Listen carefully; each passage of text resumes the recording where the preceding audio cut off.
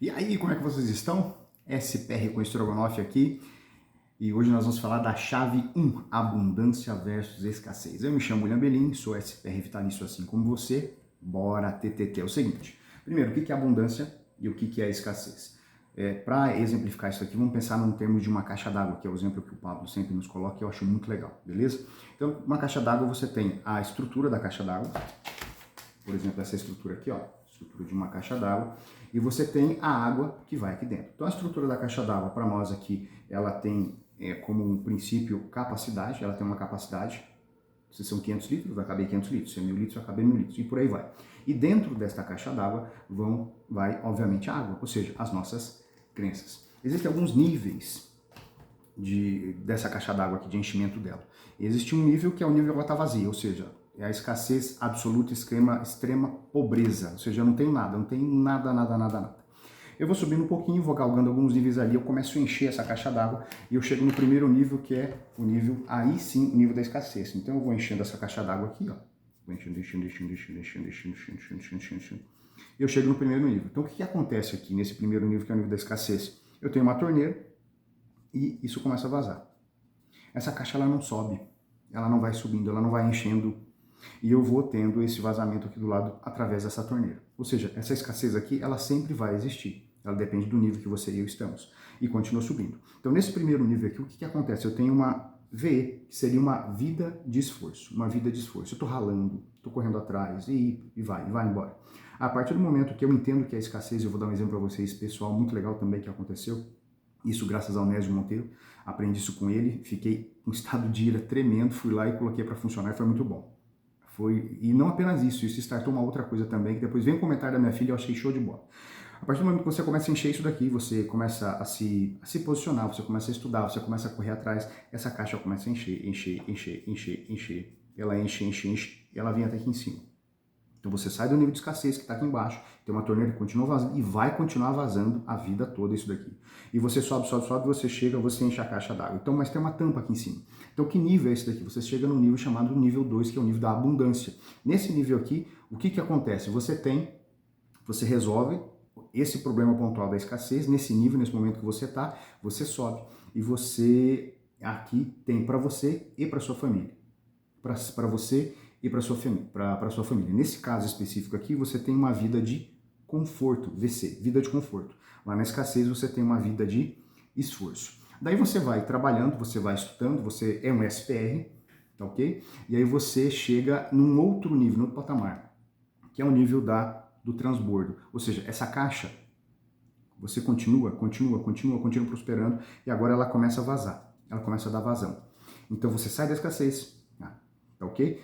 A vida de abundância é nível 2 e agora esta caixa começa a vazar e você entra num outro nível, no outro patamar, que é o transbordo. O que acontece aqui? Você começa a transbordar na vida dos outros com o seu propósito de vida.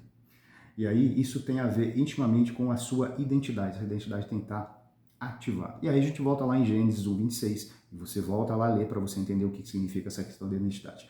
É muito legal porque nesse momento aqui você não tem mais uma vida de esforço, nem uma vida de conforto, mas aqui você tem uma vida exponencial, uma vida exponencial. Isso é muito show de bola. E aí, como exemplo, que eu acho bem interessante aqui, quando a gente pensa na questão da escassez versus a abundância, é que, bom, a escassez, ela vai estar sempre presente naquele momento específico que você está vivendo. Então, você atinge o teto e você vai ter que, de alguma maneira, transbordar. Novos desafios, novas experiências, novas conexões e por aí vai. Acordo todos os dias às 5 da manhã, estou com um canetão aqui, sou professor, né? Então escrever e estar com canetão na mão faz parte do meu cotidiano.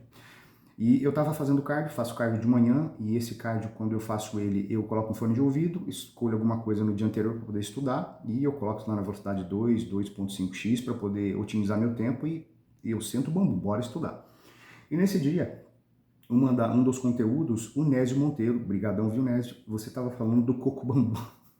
E o que aconteceu com você ainda com a sua esposa, a questão de ir no coco bambu, você pagava um valor bem mais acima para poder estar jantando com outras pessoas, mas com a sua família você não estava gastando. Naquele dia, tinha acontecido há uns 15 dias antes uma coisa. Quando você estava falando disso, eu queria morder o cano da bicicleta, mas eu fiquei no estado de ira.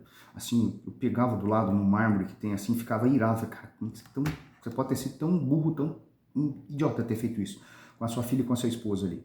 Meu filho estava posando na casa da avó e nós decidimos sair, nós três, vamos levar ela. A gente tem essa dinâmica que sai de vez em quando com a filha, um momento específico com ela, depois todo mundo junto, um momento específico com o filho, porque são conversas diferentes. Uma é adolescente, tem 14 anos, e a outra é mais nova, tem 7 anos. Então, eu sou professor, minha esposa também, e a gente vai conversando de maneira diferente ali na idade deles, tá ok? E aí ela pediu, naquele dia, eu já havia decidido, estava estudando sobre escassez, já tinha assistido alguns vídeos, falei, vou levar minha esposa num lugar muito chique aqui na cidade. A Ana Bistrô, vamos pra lá. Chegamos lá e aí a gente comeu e tudo mais. Numa outra ocasião, eu falei, minha filha queria ir. Eu falei, vamos levar ela também, um momento especial com ela. E foi tudo legal. Só que, quando chegou no momento da sobremesa, eu tinha uma sobremesa de R$47. Eu olhei aquela sobremesa e falei, pagar R$47 numa sobremesa, ela não vai comer tudo isso daqui. De fato, ela não comeu, mas nós ajudamos. E olha o meu pensamento escasso naquela ocasião. Isso aqui dá para comprar umas 2, 3 caixas de bombom. Mas daí tem a questão da experiência. Significa aquilo rapidinho, falei, não, isso aqui tá errado, caramba, o que eu tô fazendo? Mas isso ela já tinha chorado, aquilo me impactou bastante. Daí eu nós pegamos aquela sobremesa, ainda pegamos uma só sobremesa, saboreamos ela, a gente ficou conversando, e depois eu fiquei pensando, e 2 semanas depois eu assisti esse vídeo e voltei lá. O que acontece?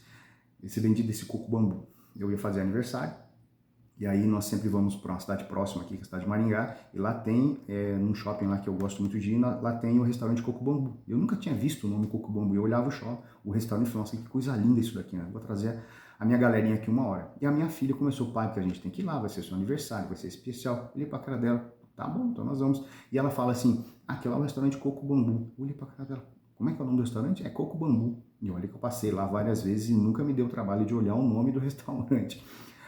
Aí tudo se ligou. Eu falei, bendito desse Nésio, né?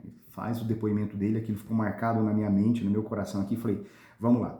Chegando lá, foi muito interessante porque a minha esposa falou assim, amor do céu, a gente vai gastar aqui, sei lá, uns R$300. Eu comecei a rir. Falei, amor, a gente não vai gastar R$300 não. E eu continuei lá, a gente vai gastar uns 500 aqui. Ela olhou pra minha cara, não pode? Falei, pode, fique segura, você vai ver no final. E de fato foi R$485 um almoço em família ali no Coco Bambu.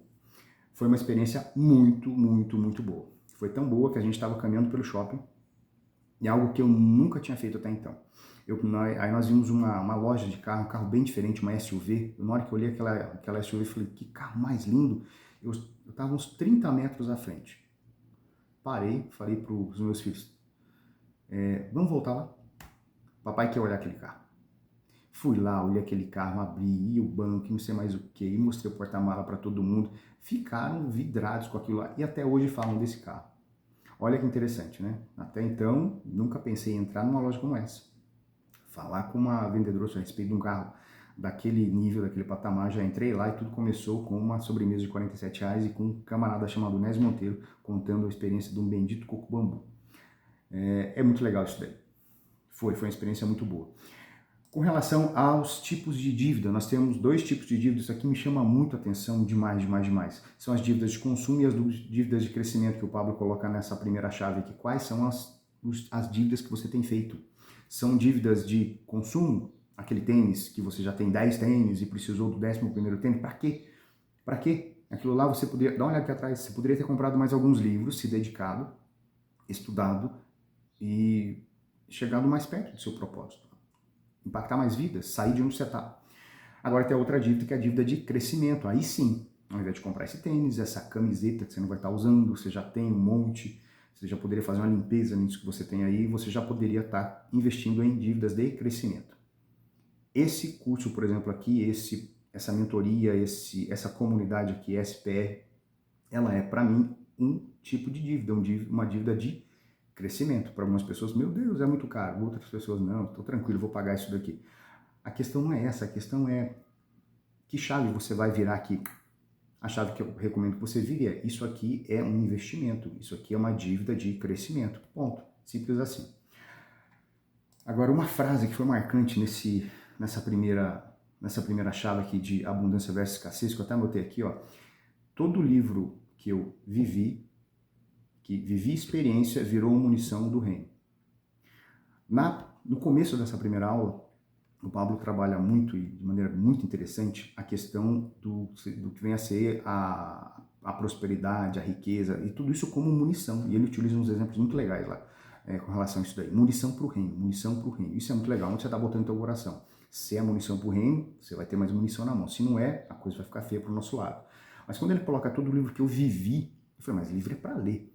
Tanto é que eu anotei isso e fiquei assim, olhando todo o livro que eu vivi. Mas peraí, a experiência, ela foi para o campo de batalha? Tanto é que eu separei alguns materiais para as próximas chaves aqui, experiências que eu fui para o campo de batalha. Falei, eu quero testar para ver se isso aqui funciona mesmo. Isso foi muito legal. Então, leia livros. Faça dívidas de crescimento. Sei lá, pelo menos agora nós teremos, no próximo ano agora, quem é SPR vitalício, nós teremos o pior ano da sua vida, vão ser 52 semanas e serão 52 livros. Muitos de vocês vão falar assim, caramba, 52 livros, eu não vou comprar isso daqui não. Compra o primeiro.